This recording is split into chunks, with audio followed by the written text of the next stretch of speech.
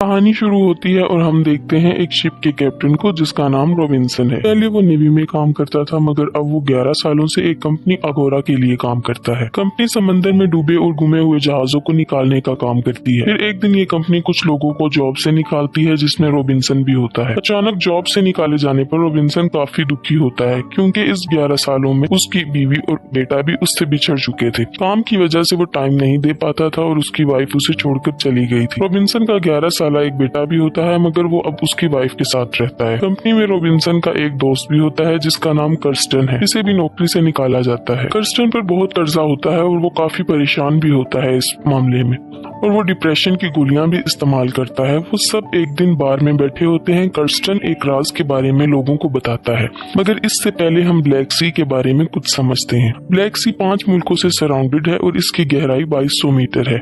Kirsten इन्हें इस तलाश के बारे में बताता है जो अगोरा ने ब्लैक सी में की थी। 1941 में हिटलर की फौज नाअजीज मुकम्मल तौर पर तबाह हो चुकी थी। इस वक्त रूस जंग की लपेट में नहीं आया था मगर रूस को डर था कि कहीं जर्मनी रूस पर हमला न कर दे और इस बात का फायदा उठाते हुए हिटलर ने रूस से कर्जा मांग लिया 2 टन सोना। इसकी कीमत का अंदाजा खुद लगा लें। हिटलर ने रूस से एक बोट ली और इसमें सोना भरा मगर वो जहाज हिटलर तक नहीं पहुंचा। रास्ते में ही कहीं डूब गया या डुबाया गया। इस पर हिटलर ने रूस पर हमला कर दिया। इस 4 साला जंग में लाखों लोग मारे गए। इसके बाद एक ओशियानिक रिसर्चेज इंस्टीट्यूट ने एक यू बोट ढूंढ ली और दावा किया कि ये वही बोट है जिसमें स्टेलन ने सोना रखा था। अपनी इसी इंफॉर्मेशन को वो जॉर्जिया सरकार के पास ले गए और इन्हें इस यू बोट की लोकेशन दी। जॉर्जिया सरकार इस यू बोट को निकालने के लिए मान गई और 1 महीने बाद रूस और जॉर्जिया के दरमियान लड़ाई शुरू हो गई और सारी हदें पार होती चली गई। रूस को यू बोट की लोकेशन के बारे में नहीं इल्म था। जॉर्जिया को इस बारे में पता था लेकिन जब तक झगड़ा खत्म नहीं होगा कोई ब्लैक सी में दाखिल नहीं हो सकता और वो यू बोट तब तक समंदर में ही पड़ी रहेगी।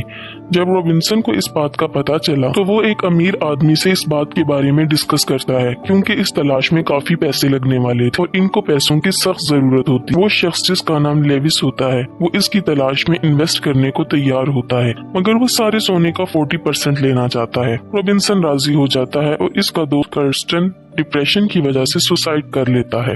रॉबिन्सन को इस तलाश में पैसा लगाने वाला मिल जाता है।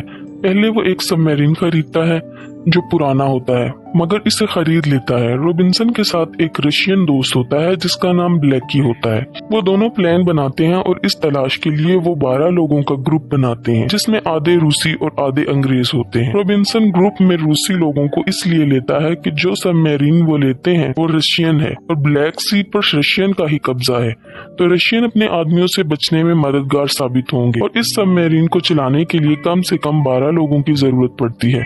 रशियन टीम में कुछ सिलेक्टेड लोगों को लेते हैं जो इस काम में काफी माहिर होते हैं। सोने की हिफाजत, इंजन की और कुकिंग के लिए कुछ लोगों को रखा जाता है। गोताखोरी के लिए उन्हें एक माहिर आदमी चाहिए होता है और वो एक पागल आदमी को रखते हैं जो कि गोताखोरी में बहुत माहिर होता है जिसका नाम फ्रीजर है। टीम मुकम्मल होने और सबमरीन को लेने के बाद वो लोग समंदर की तरफ रवाना हो जाते हैं। जब रॉबिन्सन आखिरी दफा नीले आसमान की तरफ देखता है और सबमरीन का दरवाजा बंद करके इसे समंदर में ले जाते हैं, ग्रुप का हर एक आदमी अपनी पोस्ट संभाल लेता है और सोने की तलाश में निकल जाते हैं।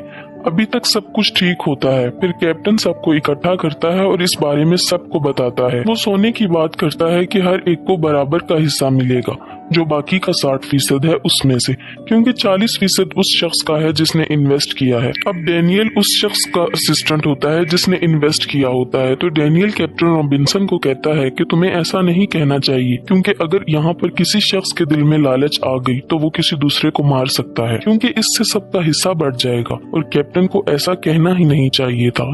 इस सबमरीन में सब लोग प्रोफेशनल थे और इसी खतरनाक तलाश के बाद जब वो यू बोट की लोकेशन के नजदीक पहुंचते हैं तो उसी वक्त एक रशियन डिस्ट्रॉय शिप इनके करीब से गुजरता है और वो अपना इंजन बंद कर देते हैं और बच जाते हैं। अब वो लोग प्लान बनाते हैं कि सोने के साथ वो ड्राइव शार्प को भी ले आएंगे जो इनके सबमरीन पर धमाके से डिस्ट्रॉय हो गया था। अब इस ड्राइव शार्प ही की मदद से वो फिर से सबमरीन को स्टार्ट करेंगे और यहाँ से निकल जाएंगे। अब वो 2-3 मीटर के फासले पर बाहर जाते हैं। वहाँ पर वो यू बोट को ढूंढ लेते हैं। वो यू बोट जिसमें 2 टन सोना था वो इसके अंदर जाते हैं और ड्राइव शार्प को भी पा लेते हैं। जो ट्रॉली वो अपने साथ लाए थे वो ज्यादा वजन नहीं ले जा सकती मतलब वो सिर्फ ड्राइव शार्क के लिए ही आए थे। मगर फ्रीजर ड्राइव शार्क के साथ इसमें सोना भी भर लेता है, जिससे इस ट्रॉली का वजन काफी बढ़ जाता है और इसे धकेलने में काफी जोर लगता है। वो इस ट्रॉली को वापस सबमरीन के तरफ ले जा रहे होते हैं, मगर रास्ते में एक बड़ा गड्ढा आ जाता है। वहाँ इनसे ट्रॉली बेकाबू हो जाती है और जो भी सोना इसमें था सब गिर जाता है। सिर्फ ड्राइव शार्क ही बचता है। फ्रीजर अब ड्राइव शार्क को लेकर आता है। सोना खो देने की वजह से सब लोग बहुत उदास होते हैं और वो सबमरीन को सतह पर ले जाने की तैयारी करते हैं। मगर यहाँ डैनियल लेविस का असिस्टेंट कैप्टन रॉबिन्सन को एक राज बताता है कि ये सब एक प्लान के तहत किया गया है। कोई अमीर शख्स लेविस है ही नहीं जिसने इसमें इन्वेस्ट किया। असल में अगोरा ने जॉर्जिया से समझौता किया था, तो वो लोग बोट को नहीं निकाल सकते, इनको खतरा है। तो अगोरा के लोगों ने ये प्लान किया था और कंपनी के सभी काबिल लोगों को निकाल दिया, जिससे तुम लोग मजबूर हो गए और पैसे और इस कंपनी से बदला लेने को तैयार हो गए। अगोरा ने कर्स्टन को $30,000 दिए ताकि तुम्हें इस कोच के लिए रजामंद कर ले और तुम आसानी से फंस गए। और जैसे ही तुम लोग सोना लेकर ऊपर जाते, अगोरा तुमसे वो सब ले लेता और तुम सबको गिरफ्तार कर लेता। ये सब सुनकर रॉबिन्सन गुस्से से पागल हो जाता है कि कंपनी इतनी जालिम भी हो सकती है। अब जो सोना गिर गया वो तो वापस नहीं आ सकता। इसके अलावा और भी सोना था जिसको वो सबमरीन में लाते हैं, जो 3 टन है।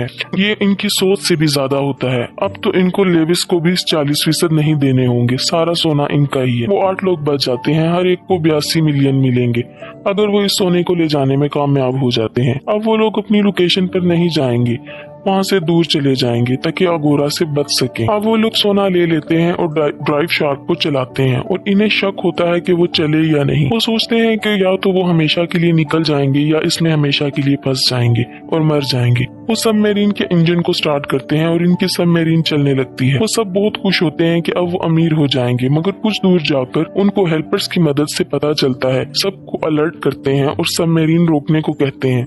वो इसे रोकने की कोशिश करते हैं और मुश्किल से इसे रोकते हैं। मैप में कोई गड़बड़ हो जाती है और वो लोग चट्टानों में फंस जाते हैं। वो इन चट्टानों को पार कर सकते थे क्योंकि इनमें से वो 40 मिनट में से निकल सकते हैं।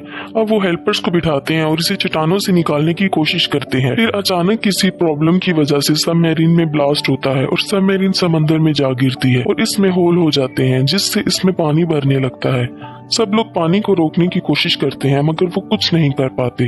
इस हादसे में सब लोग मारे जाते हैं। रॉबिन्सन और उसके 2 साथी बचते हैं। रॉबिन्सन अपने साथियों को निकाल देता है मगर खुद नहीं बच पाता, क्योंकि इन दोनों को बचाने के लिए पीछे किसी एक का होना लाजमी होता है सबमरीन को कंट्रोल करने के लिए, और वो इसी समंदर में सबमरीन के साथ हमेशा हमेशा के लिए रह जाता है।